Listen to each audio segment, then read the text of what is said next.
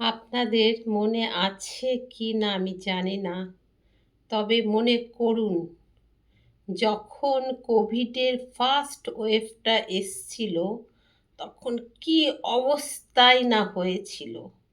এবং সেই সুযোগে কতজন ব্যবসাদার যেভাবে লাভবান হয়েছে মানে তার বলার নেই।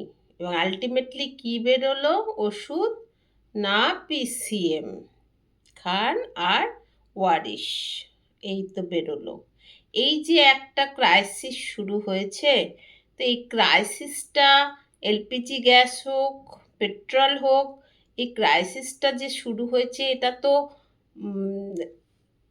আমার যতদূর অভিজ্ঞতা বলছে ম্যান মেড ক্রিয়েট ক্রাইসিস।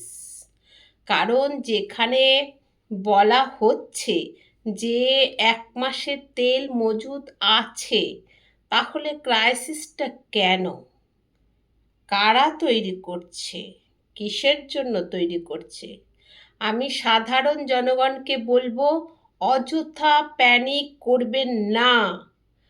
আর সাংবাদিকদের বলবো, হয়তো আপনারা অনেক বিরিয়ানি খান, বিরিয়ানি নিয়ে আপনাদের খুব চিন্তা, কিন্তু অনেক মানুষ আছে ভাত ডাল আলু সিদ্ধ খেতে গেলেও তাদের দম বেরিয়ে যায়।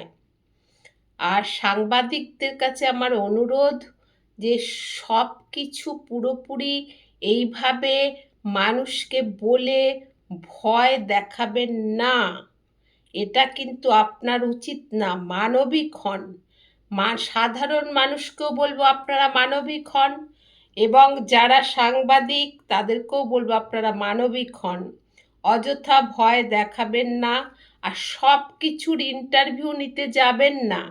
আমরা এখন বুঝে গেছি যে আপনাদের টাকাটা কোত্থেকে আসে।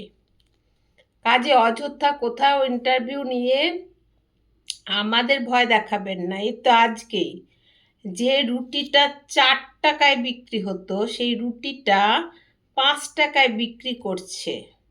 এবং সেই রুটিটার ওজন আমার মনে হয় ওই যে আমরা বাচ্চাদের দুধের সাথে ফুলকোটা চটকে খাওয়াই, সেই ওজনটাও বোধহয় বেশি, অথচ 1 টাকা বেড়েছে। কাজেই ব্যবসাদারদের যদি কোনো কিছু ক্ষতি হয় তারা কিন্তু ঠিক তুলে নেবে, এবং তুলে নেবে সেই আমাদের কাছ থেকেই। আর মাননীয়ার কাছে আমার অনুরোধ, যারা ব্ল্যাকমেল করছেন তাদের মানে এতভাবে মানে শাস্তির দেওয়া উচিত যে তারা যেন ব্ল্যাকমেলটা না করে।